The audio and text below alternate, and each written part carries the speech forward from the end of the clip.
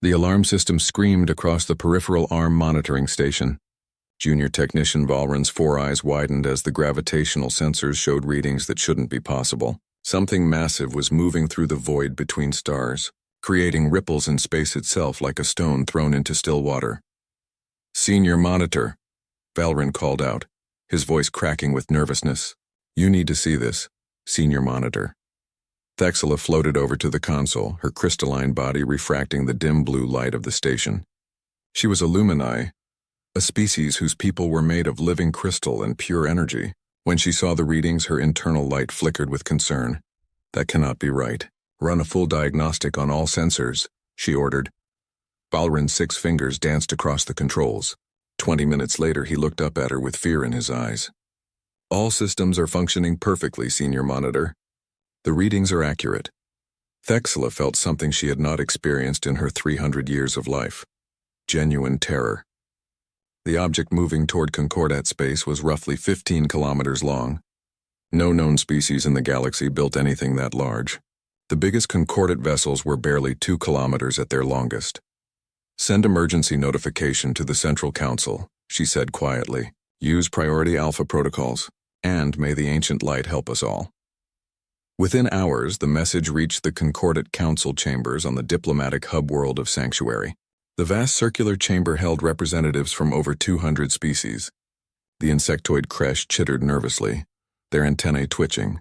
The aquatic Delphi floated in their water-filled observation spheres, releasing bubbles of distress.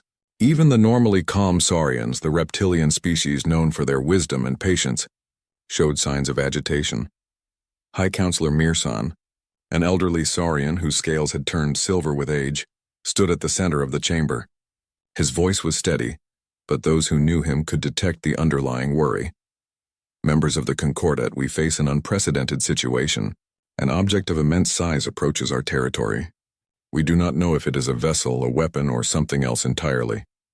A creche representative, Commander Zixthar, leaped to his feet. His mandibles clacked loudly as he spoke. "The ancient texts of my people speak of world eaters. Vessels so large they could consume entire planets. This must be one of them." "Calm yourself, Commander," Mirsan replied. "We do not know what this is yet. Fear without knowledge serves no purpose." But fear was already spreading. Across dozens of star systems, civilians watched emergency broadcasts. Parents held their children closer. Military commanders activated defense fleets that had not seen action in centuries. The Concordat had enjoyed 800 years of relative peace, built on cooperation and mutual understanding. Now something from beyond their known space threatened everything. Ambassador Captain Zirkt received his orders 3 days after the initial detection. He was a mid-ranked Saurian officer, experienced but not famous, careful but not cowardly. The High Council chose him precisely because of his balanced nature. "You will take a scout fleet of 12 vessels," High Counselor Mirsan told him privately. "Your mission is first contact and assessment. Under no circumstances are you to fire first. We need information, not war." Zirkt bowed his head. "I understand, High Counselor, but if this thing is hostile and we must defend ourselves, then you defend yourself and retreat immediately. The safety of your crews is paramount." Mirsan placed a clawed hand on Zirkt's shoulder. "I chose you because you think before you act. The galaxy may depend on that quality in the coming days." As Zirkt's fleet prepared for departure, scientists across Concordat space studied every piece of data they could gather. The mysterious vessel was still several weeks away from Concordat territory, but its energy signature was unlike anything in their databases. Dr. Shinvara, a Lumine astrophysicist, made the first significant discovery. She was studying the vessel's power emissions when she noticed something unusual. The energy output was enormous, yes, but it was not configured like any weapon system she had ever seen. Instead, it seemed to be distributed throughout the entire structure, in a pattern that suggested life support systems. "It's using enough power to sustain a city," she murmured to herself. "No, not a city. Multiple cities. This doesn't make sense." She ran the calculations 3 more times. Each time the results were the same. Whatever this vessel was, it was designed to keep massive numbers of beings alive for extended periods. Meanwhile, on the fringes of Concordat space, independent traders and explorers reported sightings. The descriptions were all similar: a dark shape against the stars, vast and imposing, moving with purpose toward the heart of civilized space. Some said they could see lights along its hull like windows. Others claimed to detect multiple energy sources distributed throughout its structure. The Kresh military commander, Zixthar, demanded immediate military action. We should strike now while it is still far from our core worlds. Destroy it before it can threaten us. And if it is peaceful? Challenged Luminara, a Lumini counselor. Would you have us become the aggressors? We have maintained peace for 8 centuries by choosing dialogue first. Peace maintained by never facing a real threat. Zixthar shot back. Your crystalline species has no concept of survival through strength. My people remember the old wars. We remember what happens when we show weakness to predators. The debate raged across the council chambers for days. Some species advocated for immediate military buildup. Others wanted to send diplomatic envoys ahead of any military presence. A few even suggested evacuating the outer systems entirely until the threat could be properly assessed. Zirkt's fleet departed on the 10th day after initial detection. As his flagship, the Concordant Voice, entered faster than light travel, he gathered his senior staff. I want all crews trained on first contact protocols, he told them. Yes, we are prepared for combat if necessary, but our primary mission is communication. We represent every species in the Concordat. How we handle this will be remembered for generations. His second officer, a young Delphi named Soralith, bubbled nervously in her water-filled suit. Sir, what if they don't want to communicate? What if this vessel is an invasion force? Zirkt considered the question carefully. Then we learn what we can and retreat to warn our people. But I refuse to believe that any species capable of building something so magnificent came all this way simply to destroy. There must be a reason, a purpose we don't yet understand. As his fleet traveled toward the intercept coordinates, long-range sensor arrays finally achieved a breakthrough. The Lumini scientists had developed a new scanning technique that could penetrate the vessel's outer hull. What they discovered sent shockwaves through the Concordat. Dr. Shinvara transmitted her findings directly to the High Council and to Zirkt's fleet. Her message was brief but world-changing. The vessel contains habitation zones. Preliminary estimates suggest capacity for billions of life forms. Repeat, billions. This is not merely a warship. This is an entire civilization traveling through space. When Zirkt received the message, he had to sit down. His mind raced with implications. A civilization in motion? That meant refugees or colonists or explorers on a scale the Concordat had never imagined. It meant whatever species built this thing had reasons for leaving their home. It meant they were looking for something, possibly looking for a new home. In the Concordat council chambers, the debate took on a new urgency. If this vessel contained billions of beings, the question was no longer just about military threat. It was about resources, territory, and the fundamental question of whether the Concordat could share the galaxy with newcomers who thought and built on such a massive scale. High Counselor Mirsan convened an emergency session. We must decide now, he told the assembled representatives. Do we welcome these strangers or do we turn them away? And if we choose to turn them away, are we prepared for the consequences? The galaxy held its breath and waited for answers that would not come easily. The massive vessel dropped out of faster-than-light travel at the edge of the sanctuary system, with a flash of energy that registered on every sensor within 3 light hours. Zirkt watched from the bridge of the Concordant Voice as the behemoth materialized against the backdrop of distant stars. Ancient light preserve us, whispered Soralith, her aquatic body going completely still in shock. The vessel was even larger than the estimate suggested. 15 kilometers of dark metal and composite materials, its hull covered with what appeared to be weapons emplacements, sensor arrays, and massive engine assemblies. Lights glowed from thousands of points along its surface, giving it the appearance of a city floating in the void. Zirkt forced himself to breathe slowly. His tactical training wanted him to see this as a threat. His diplomatic instincts told him to look deeper. Communications, are we ready to transmit? Yes, sir. All first contact protocols are loaded and ready. Then let's introduce ourselves. Zirkt nodded to his communications officer. Send the mathematical sequence followed by chemical notation, and then basic linguistic patterns. Let's hope someone out there speaks the universal language of numbers. The transmission went out.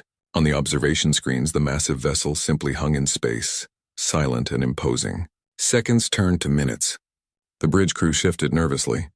From the concordant diplomatic hub on the planet below, billions of beings watched through quantum-linked broadcasts. Then, the vessel responded. A burst of data came through, perfectly matching the concordate's mathematical and chemical sequences. Whoever was aboard that ship understood the basics of universal communication. They were intelligent. They wanted to talk. "We have incoming visual transmission," the communications officer announced. The main screen flickered and changed. A face appeared and Zirich heard gasps across the bridge. The being looking back at them was bilaterally symmetrical, with two forward-facing eyes positioned for depth perception. Predator eyes, Zirich noted. The creature had smooth skin without scales or chitin, colored a warm brown. Hair grew from the top of its head, tied back in a practical manner. The face showed expressions that seemed almost readable: concern, caution, hope. "I am Captain Sarah Chen of the United Nations Space Corps vessel Indomitable," the being said. The words were incomprehensible, but within seconds the concordate's translation algorithms began parsing the language structure. "We come in peace. We seek only safe passage and, if possible, friendship." The translation was rough, but the meaning was clear. Zirich felt some of his tension ease. At least they were willing to talk. "I am Ambassador Captain Zirich of the Galactic Concordat," he replied carefully, knowing his own words would need translation. "Your vessel is impressive and unexpected. We wish to understand your intentions." Captain Chen's face showed what might have been relief. "We are refugees," she said. "Our star was dying. We built 12 ships to save as many of our people as possible. The Indomitable carries 50 million souls seeking a new home among the stars." The bridge went completely silent. 50 million beings on a single vessel. The number was staggering. The largest concordate colony ships carried perhaps 50,000. This was something beyond their experience. From the planet below, frantic messages flooded Zirich's communication system. The Council wanted answers. Military commanders wanted threat assessments.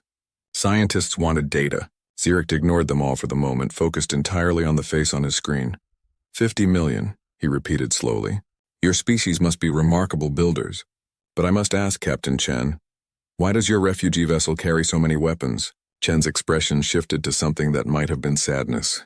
"Because we didn't know what we would find out here in the dark. We hoped for friends, but prepared for threats. Every species on this ship is someone we couldn't bear to lose. We built the Indomitable to protect them, whatever we might encounter." Before Zirich could respond, proximity alarms blared across the bridge. A young Kresh pilot named Tixal, stationed on one of the escort fighters, had panicked when the Indomitable's scanning beams swept across his small craft. His hands, shaking with adrenaline and fear, moved toward the weapons controls. "All ships, stand down," Zirich shouted into the fleet channel. "That is a direct order. Do not fire." But Tixal's fear was stronger than his training. His finger hovered over the firing button. In that frozen moment, Zirich saw the future balancing on the edge of a blade. One nervous trigger pull could start a war. One shot could doom both species to conflict. Captain Chen's face disappeared from the screen, replaced by tactical readouts. Zirich watched in horror as the Indomitable's weapon systems powered up in response to the perceived threat. Point defense turrets rotated toward Tixal's fighter. Energy readings spiked across the massive hull. "Tixal, stand down immediately. That is a direct order from your ambassador captain." Soralith's voice was sharp, cutting through the panic. Tixal's mandibles clacked in distress, but he pulled his hand back from the controls. The moment stretched out, balanced on uncertainty. Then slowly the Indomitable's weapons powered down. The turrets returned to neutral positions. Captain Chen's face reappeared on the screen, and Zirich could see she had been speaking urgently to someone off camera. "Ambassador Captain Zirich," she said carefully, "we detected a weapons lock from one of your escorts. Was that intentional?" Zirich made a decision that would be studied in diplomatic academies for generations. "No, Captain Chen, that was fear. One of my pilots is young and frightened by your vessel's size and power. He acted on instinct, not orders. I apologize for the incident." Chen's face showed surprise, then what looked like respect. "I understand fear. Thank you for your honesty. In the interest of reducing tension, I would like to invite you and a small delegation aboard the Indomitable. Let us show you who we are. Let us prove we mean no harm." The suggestion sent ripples through the concordate command structure. Military advisors shouted warnings. The Kresh delegation demanded Zirich refuse immediately. But Zirk looked at Chen's face on the screen and saw something he recognized. The desperate hope of someone who had lost everything and was asking for a chance. "I accept your invitation." "Captain Chen," he said, "I will bring 5 representatives from different concordate species. When would be convenient?" "Whenever you're ready, Ambassador Captain. We'll transmit docking coordinates to your flagship. The Indomitable welcomes you." As the transmission ended, Zirk's second officer turned to him with wide eyes. "Sir, the Council is demanding you refuse. They say it's too dangerous." Zirk stood, straightening his uniform. "Then the Council can find a new Ambassador Captain. Someone must be first. Someone must take the risk to build bridges instead of walls. Today, that someone is me." He selected his delegation carefully. Sorlith the Delphi for her scientific expertise. Dr. Shinvara the Lumine for her understanding of energy systems. Commander Zixthar's second officer, a Kresh named Velmar who was less aggressive than his superior, and 2 others representing different concordate perspectives. As they prepared to board the shuttle that would take them to the Indomitable, Zirk addressed them quietly. "We are about to see something no concordate species has ever witnessed. A civilization that builds on a scale we cannot imagine. Whatever we find aboard that vessel, remember, they are refugees who have lost their home. They deserve our compassion, even if they also deserve our caution." The shuttle launched, crossing the void between the small concordate flagship and the massive human vessel. As they approached, the true scale of the Indomitable became overwhelming. Their entire shuttle could have fit inside some of the surface structures hundreds of times over. A docking bay opened in the vessel's side, large enough to accommodate a concordate cruiser. The shuttle seemed like a toy as it descended into the illuminated interior. When the airlock opened and Zirk stepped into the Indomitable for the first time, Captain Sarah Chen was waiting with an honor guard of humans in crisp uniforms. She extended her hand in what the translation systems identified as a gesture of greeting and respect. Zirk reached out and grasped her hand carefully, aware that this simple touch was the first physical contact between humans and the Galactic Concordate. The moment would be recorded in history archives forever. "Welcome aboard," Captain Chen said with a smile. "Let us show you who we are." As they walked deeper into the ship, Zirk felt his understanding of the universe beginning to shift. The corridors were vast but not empty. They passed by windows showing gardens, residential areas, and public spaces. He saw human children playing, adults conversing, elders sitting in what looked like peaceful contemplation. This was not a warship. This was a home that traveled through the stars, and Zirk began to understand just how much these humans had sacrificed to survive. Captain Chen led the delegation through corridors that seemed designed for moving armies, but instead carried families. Zirk watched human children run past, laughing and chasing each other, completely unafraid of the strange aliens walking with their captain. Parents nodded politely at the delegation, some looking curious, others simply going about their daily lives. "This section is Residential District 7, Chen explained as they walked. "We have 23 residential districts total, each designed to house approximately 2 million people. We tried to recreate the feeling of neighborhoods, places where people could build communities even while traveling through the void." Dr. Shinvara's crystalline form pulsed with curiosity. "Captain Chen, the energy required to maintain life support for so many beings must be enormous. How do you power such a vessel?" Chen smiled, a gesture the translation systems interpreted as pleasure at the question. "I'll show you our reactor cores later, but the short answer is fusion reactors, plural. We have 17 primary reactors and over 100 secondary systems. When we designed the Indomitable, every calculation started with one question: how do we keep people alive for potentially centuries in deep space?" They passed through a marketplace where vendors sold goods from small stalls. The air smelled of cooking food, spices that were alien to the concordate species but somehow inviting. Humans bartered and chatted, creating an atmosphere that felt lived in and real. Velmar, the Kresh officer, clicked his mandibles nervously. "Captain, forgive my directness, but we detected what appeared to be weapon systems covering your hull. If this is a peaceful vessel, why so much firepower?" Chen's expression became more serious. "Let me show you something that will answer that better than words can." She led them to a vast viewport overlooking one of the ship's exterior sections. What the Concordate had identified as weapons were visible, but now Zirk could see them in context. The turrets were relatively small compared to the ship's massive size, positioned to provide defensive coverage rather than offensive capability. Those are point defense systems, Chen explained. In deep space, even a small asteroid moving at high speed can punch through hull plating. We need to intercept debris before it can harm the ship. The larger emplacements are for mining operations. We use high-powered lasers to break down asteroids for raw materials. Everything we build, we must source from space itself. Soralith bubbled thoughtfully in her suit. So the weapons are actually tools, repurposed for protection? Exactly, Chen nodded. Though I won't lie to you. If we're threatened, those tools can be used defensively. We learn to think in terms of defense, not offense. When you're protecting 50 million lives, you don't take chances. The delegation continued deeper into the ship. They saw engineering sections where humans worked on maintaining the massive systems that kept the Indomitable functioning. They visited medical bays that could handle thousands of patients. They observed schools where human children learned about Earth, the homeworld they had never seen and would never visit. But it was the agricultural decks that truly stunned the delegation. Chen led them into a chamber so vast that weather patterns formed inside it. Artificial sunlight streamed from panels in the ceiling. Fields of grain stretched into the distance, tended by automated systems and human workers. Trees grew in organized groves, their branches heavy with fruit. This is Agricultural Deck 3, Chen said quietly. We have 12 of these throughout the ship. They produce enough food to feed everyone aboard with surplus for storage. We designed them to be efficient but also beautiful. People need more than just nutrition. They need to see green things growing. They need to remember what it felt like to stand on a planet. Dr. Shinvara moved forward, her energy field reaching out to scan the plants. These are remarkably Earth-like conditions. You've recreated entire ecosystems inside your vessel. We had to, Chen replied. Not just for food, but for psychological survival. Humans need nature, even artificial nature. Without these spaces, without the illusion of planet-side life, people would lose hope during the long journey. As they walked through the artificial forests, Zirich noticed something.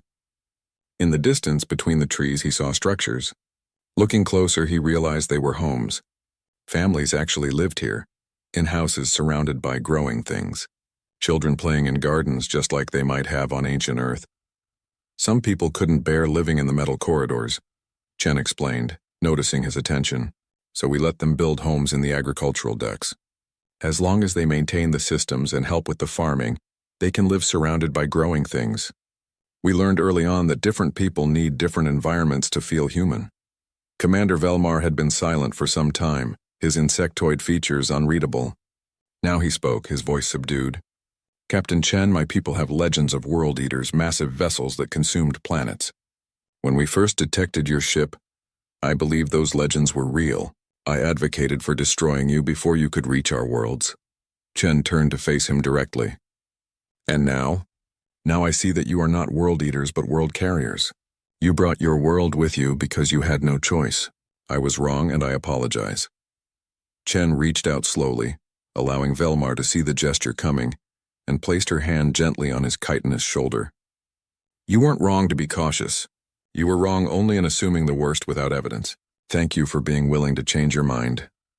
The next stop was the Memorial Hall, and it was here that the true weight of humanity's story became clear. The chamber was dimly lit, with holographic projections floating in the darkness. Each projection showed a face, a name, a brief biography. Thousands of them filled the space, perhaps millions, each one representing a human who had died when Earth's sun began to fail. 4 billion people, Chen said quietly, her voice thick with emotion. 4 billion humans that we couldn't save. We had 30 years warning when our scientists detected the sun's instability. In that time, we built 12 Titan-class vessels. It wasn't enough. It could never be enough.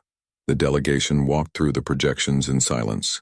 Zirich read the brief descriptions under each face. Teachers, artists, farmers, children, elders, scientists, laborers, every one of them a life that ended because humanity simply ran out of time and resources. We remember them, Chen continued. Every person aboard every Titan-class ship spends time in their memorial hall. We remember because forgetting would dishonor their sacrifice. They died so that we could live. The least we can do is carry their memory with us to whatever new home we find. Dr. Shinvara's internal light had dimmed with sadness. Captain, I cannot imagine the grief your people carry, to lose so many, to have to choose who would live and who would die. How did you survive such trauma? Chen smiled, but it was a sad smile. By focusing on the living.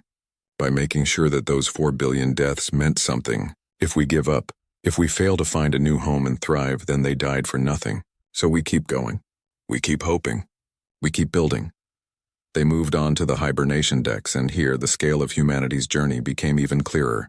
Massive chambers stretched in all directions, each one containing thousands of suspension pods. Inside each pod, a human slept in artificial hibernation, their life functions reduced to barely measurable levels. 30 million people, Chen explained, her voice echoing in the vast space. We don't have resources to keep everyone awake during the journey. So we rotate.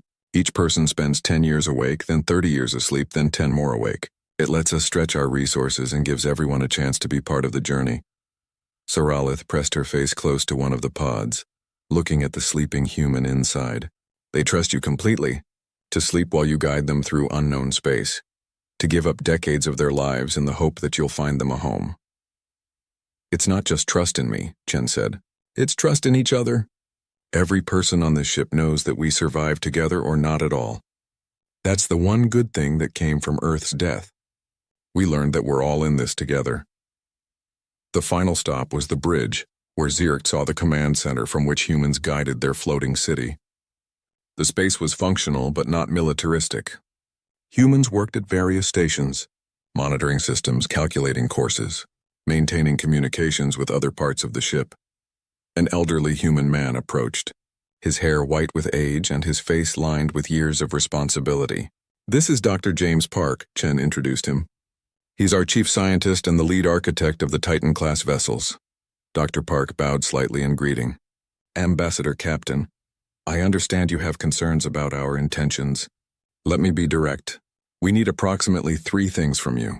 Permission to pass through your space safely, information about suitable worlds for colonization, and ideally, friendship and trade relations. We have no interest in conquest. We've seen what death and loss look like. We choose life even when it's difficult. Zirk felt the weight of decision pressing on him. These humans were refugees on a scale the Concordat had never dealt with. But they were also potential allies, a species that built with vision and survived through cooperation. Most importantly, they were people who had lost everything and were simply trying to survive. Captain Chen, Dr. Park, Zirk said carefully. The pirate fleet emerged from faster-than-light travel with the confidence of predators who had found easy prey. Their leader, a scarred veteran named Cross who commanded from a heavily modified cruiser, had built his reputation on knowing when to strike. A Concordat diplomatic mission meant valuable hostages. An unknown massive vessel meant potentially priceless technology. Together they represented the score of a lifetime. All ships attack formation, Cross growled into the fleet channel. Target the smaller escorts first. I want that big ship crippled, not destroyed. Whatever secrets it holds, I want them intact. The first missiles launched before anyone could respond. Zirk watched in horror from the Indomitable's bridge as 3 of his escort ships took direct hits. The concordant voice shuddered as its shields absorbed impacts. Soralith cried out in alarm, her aquatic body churning with distress. They're beginning boarding actions on the Harmony's light, one of Chen's tactical officers reported, his voice tense. Captain, those Concordat ships are not designed for heavy combat. They'll be overwhelmed in minutes. Zirk turned to Chen, his mind racing through limited options. Captain, you should retreat. Get your people to safety. This isn't your fight. Chen's eyes hardened in a way that reminded Zirk she commanded a vessel that carried 50 million souls through the void. Ambassador Captain, with respect, you're wrong. You came here in good faith. You brought your people to meet mine. That makes this very much our fight. She turned to her crew. Tactical, power up all defensive systems. Weapons, target enemy vessels only. I want precision strikes on engines and weapon systems. No kill shots unless absolutely necessary. Communications broadcast to the pirate fleet that they have one chance to withdraw peacefully. The warning went out. Cross laughed when he heard it. The big ship thinks it can threaten us? Show them what happens to ships that don't know their place. 20 more missiles streaked toward the Indomitable. Shen watched them come, her expression calm. Point defense engage. What happened next would be analyzed by military strategists for decades. The Indomitable's hull was covered with what appeared to be small turrets, hundreds of them, each one designed to intercept asteroids and space debris traveling at tremendous speeds. Against missiles, they were devastatingly effective. Tracking systems locked onto each incoming projectile. Laser point defense fired in precise calculated bursts. Every single missile was destroyed before reaching the Indomitable's hull. The pirate fleet's opening volley simply vanished in a series of small explosions that looked almost beautiful against the backdrop of space.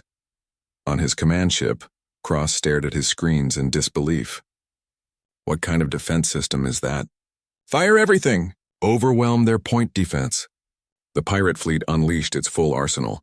Hundreds of missiles, plasma torpedoes, and kinetic projectiles filled space, all targeted at the massive human vessel. The Indomitable's point defense grid responded with machine efficiency. Turrets tracked and fired, creating an invisible web of defensive lasers that nothing could penetrate. Impressive, Commander Velmar murmured, watching the display. They're not even straining their systems. Captain Chen's voice remained steady. Tactical, are the Concordate ships still under attack? Yes, Captain. The pirates are boarding the Harmony's Light and 2 other vessels. Concordate crew are fighting, but they're not equipped for this, Chen nodded. Then we end this. Weapons target the enemy vessels engaged in boarding actions. Disable them, but remember, precision over power. I want them alive if possible. Yes, Captain. Firing railguns. The weapons that Zirich had seen and assumed were for mining operations revealed their true dual nature. Railguns designed to accelerate chunks of ore for processing could just as easily accelerate tungsten rounds to velocities that approached relativistic speeds. The targeting was surgical. Railgun rounds struck the pirate vessels at specific points: engine sections, weapon emplacements, power generation systems. The impacts were devastating but controlled. Within 30 seconds, 5 pirate ships were crippled, floating dead in space but with their crews still alive. Cross watched 3 of his ships go dark and felt ice form in whatever served as his heart. All ships, evasive maneuvers. Focus fire on that monster. But the Indomitable had been designed by humans who understood something fundamental about survival. The best defense was not to destroy your enemy, but to make attacking you impossibly costly. The remaining pirate ships tried to close distance, firing as they came. Every shot was intercepted or absorbed by hull plating, designed to withstand micrometeorite impacts at interstellar speeds. Captain, the tactical officer reported, the pirate flagship is attempting to target our civilian sections with heavy plasma weapons. Chen's jaw tightened. This was the line that couldn't be crossed. Threaten the ship's defenses and she would disable you. Threaten the 50 million people under her protection and she would end you. Railguns target the flagship's main weapons array. Maximum power. I want those plasma cannons gone. The Indomitable's primary railgun fired. The round crossed the distance between ships in less than a second. The impact tore through the pirate flagship's forward section, removing its main weapons in a single, precise strike. The ship tumbled, its systems failing, but its crew compartments remained intact. The remaining pirate vessels saw their leader's ship crippled and broke formation. Some tried to flee. Others continued attacking out of desperation or stupidity. The Indomitable disabled each one with the same clinical precision. 4 minutes after the battle began, 40 pirate ships floated powerless in space. Not a single one had been destroyed. Not a single crew member had been killed by human weapons fire. Zirich stood on the bridge trying to process what he had just witnessed. The Indomitable had faced a numerically superior force and neutralized them without breaking a sweat and without killing anyone. The restraint was as impressive as the power. Chen was already moving to the next priority. Medical teams, prepare to receive casualties. I want triage stations set up for Concordate and pirate wounded alike. Engineering, send damage control teams to help repair the Concordate vessels. Communications, open a channel to the pirate flagship. Cross's face appeared on screen, bloodied and furious. You should have destroyed us. Why didn't you finish it? Chen's expression was tired but firm. Because we've seen enough death, pirate. Your crews are someone's sons and daughters, someone's family. You made terrible choices today, but that doesn't mean you deserve to die. Concordate authorities will deal with you. Our role is to keep everyone alive, even our enemies. She cut the transmission and turned to Zirich. Ambassador Captain, your ships need repairs. and your wounded need medical attention. We have the facilities to help. Will you accept our assistance? Zirk felt something shift inside him, a fundamental understanding clicking into place. These humans, with their massive ship and devastating weapons, had just demonstrated something the Concordat had built its entire civilization on: the choice to preserve life even when destroying it would be easier. Yes, Captain Chen, we accept your help. And I think I understand now why your people survived the death of your world. You refused to let death win, even when it would be simpler to embrace it. Over the next hours, the Indomitable became a rescue and recovery center. Human medical teams worked alongside Concordat personnel to treat wounded from both sides of the brief battle. Engineers crawled through damaged Concordat ships, making repairs with materials and expertise that saved vessels that would otherwise have been lost. Dr. Park found Zirk in one of the medical bays, watching as a human doctor carefully treated a wounded Kresh pilot. The pilot had been injured during the pirate boarding attempt, and the doctor's hands moved with practiced skill, completely unconcerned that she was saving a species she had never seen before. Your people do not hesitate to help, even those who are alien to them, Zirk observed. Dr. Park smiled. When Earth was dying, we learned something important. Life is precious, all life, not just human life. We had to choose who would come on the Titan-class ships, but we brought as many Earth animals and plants as we could. We brought genetic samples of species we couldn't save physically. We did this because we understood that we were responsible not just for human survival, but for the survival of Earth's entire biosphere. He gestured to the medical bay. Helping your people, helping even the pirates who attacked us, it's the same principle. We're all living beings trying to survive in a vast, often hostile universe. If we don't help each other, what's the point? Zirk watched as the doctor finished treating the Kresh pilot and moved on to a pirate with a broken limb, showing the same care and attention to both. He thought about the 4 minutes of combat, the precision strikes, the restraint shown even in the face of aggression. Your species has seen death on a scale we cannot imagine, Zirk said quietly. 4 billion lost when Earth died, yet you choose to preserve life at every opportunity. This is remarkable. It's not remarkable, Dr. Park replied. It's necessary. We lost 4 billion people, yes. We carry that grief with us every day. But we also carry the responsibility to honor their memory by making sure those who lived and those we meet along the way have the best Che. 3 months had passed since the battle with the pirates. The Concordat Council chambers had never seen such activity, with representatives from over 200 species gathered in the vast circular space. Outside the chamber, billions of beings across dozens of worlds watched the proceedings through quantum-linked broadcasts. Today's decision would reshape the galaxy's future. Captain Sarah Chen stood in the center of the chamber, no longer just the commander of a refugee ship, but humanity's voice to the stars. She wore her formal uniform, crisp and professional, but her eyes showed the weariness of someone who had carried the weight of 50 million lives for too long without rest. High Counselor Mirsan called the session to order. The Concordat has reviewed the petition from the human species requesting settlement rights and alliance status. We have heard testimony from Ambassador Captain Zirk, reviewed data on the encounter with hostile forces, and examined the technical specifications of the Titan-class vessels. Now we must decide. Commander Zixthar rose to speak. The Kresh leader's mandibles clicked with agitation. I speak against this proposal. The humans are too powerful, too dangerous. Yes, they showed restraint in one battle. But what happens when they have established themselves? What happens when they no longer need our goodwill? We would be inviting a predator species into our home. Murmurs of agreement rippled through some delegations. Fear was a powerful force, and many species still saw the Indomitable as a threat despite everything that had happened. But Dr. Shinvara stood, her crystalline body glowing with conviction. Counselor Zixthar speaks of what might happen. I speak of what has happened. The humans disabled 40 pirate vessels without a single fatality. They provided medical care to their attackers. They helped repair damaged Concordat ships using their own resources.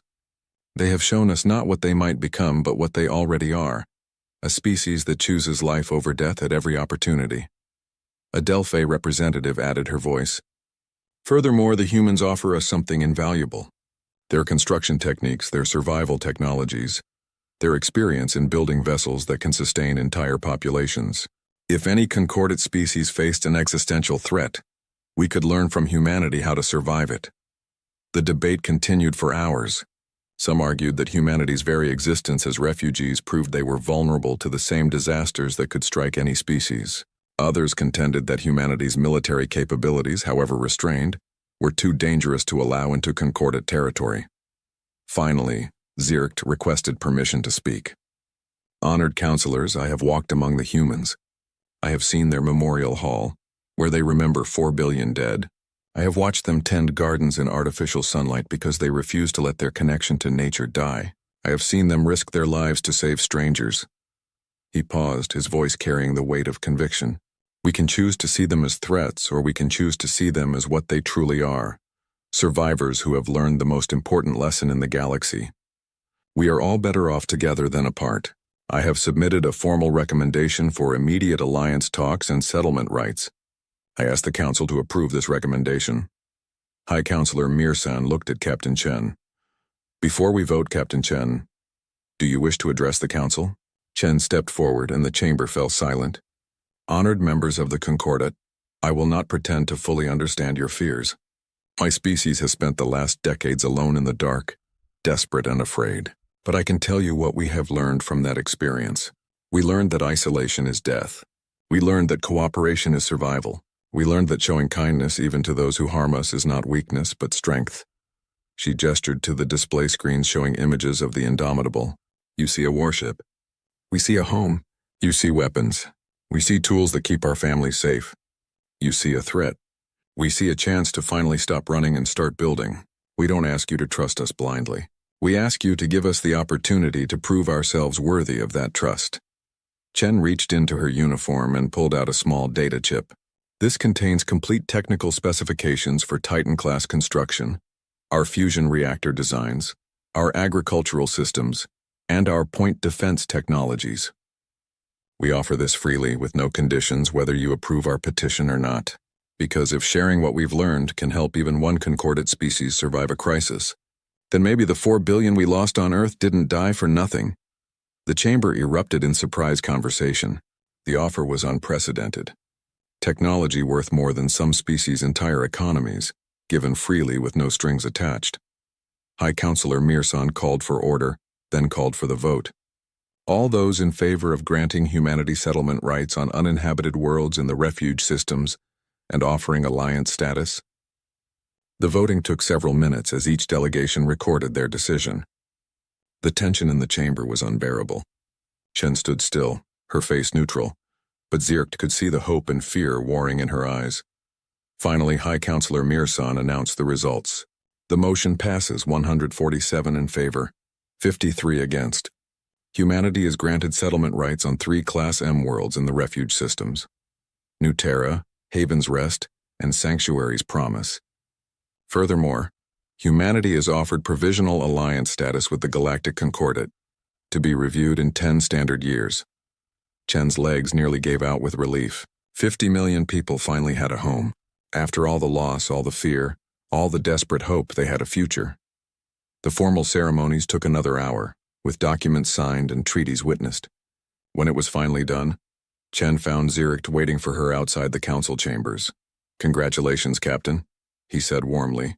"Your people have earned this. Thank you, Ambassador Captain. We couldn't have done it without you taking that first risk, coming aboard the Indomitable when you had every reason to be afraid."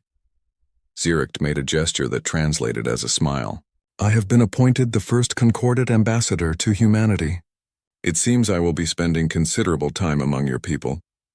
I look forward to learning more about humans and helping to build bridges between our species." Over the following weeks, preparations began for humanity's first planetary settlement. The Indomitable would be the first of the 12 Titan-class ships to reach the refuge systems. The other 11 were scattered across the galaxy, each one making its own first contact, each one carrying its own piece of humanity's survival. The world the humans named New Terra was beautiful in a way that made even hardened spacers weep. It had oceans and continents, forests and mountains, weather patterns and seasons. It was smaller than Earth had been, with slightly higher gravity, but it was alive and welcoming. Chen stood in the Indomitable's memorial hall one last time before the landing. The holographic faces of 4 billion dead humans surrounded her, their stories preserved forever in light and data. "We made it," she whispered to them. "We found a home. Your sacrifice meant something. I promise we'll build something good here, something worthy of your memory." The hibernation bays began their waking cycles. 30 million people who had slept through the journey started to emerge, confused and hopeful. Parents woke their children and told them they would walk on solid ground for the first time in their lives. Elders who had given up their waking time to ensure younger generations had resources wept with joy that they had survived to see this moment. Dr. Park found Chen on the observation deck, both of them watching New Terra grow larger in the viewport. 15 years, he said quietly. 15 years since we left Earth. Sometimes it felt like we'd never stop running. "We're not just running anymore," Chen replied. "Now we get to build. Now we get to show the galaxy what humanity can create when we're not just surviving but thriving." The descent to New Terra took 3 days, with the Indomitable settling into a geosynchronous orbit above the primary landing site. Smaller transport ships began ferrying people and supplies to the surface. The first humans to set foot on New Terra were children, chosen deliberately because the future belonged to them. Ziricht stood with Chen in the landing zone, watching as the first residential modules were deployed. Humans worked alongside Concordate engineers, sharing techniques and learning from each other. The first gardens were planted with seeds from Earth, ancient genetic heritage taking root in new soil. The first buildings rose, designed with both human needs and Concordate architectural standards in mind. "This is just the beginning," Chen said, watching children run through grass for the first time, their laughter carrying on the wind. "Yes," Ziricht agreed. "The beginning of something remarkable. Your people will change the Concordate, Captain. Already I see my own people looking at humans and asking themselves how we might build better, survive longer, cooperate more effectively." Within months, the settlement of New Terra was well established. The other 2 worlds, Haven's Rest and Sanctuary's Promise, received their first populations. The remaining 11 Titan-class ships made their way toward Concordate space, each one bringing more humans seeking homes among the stars.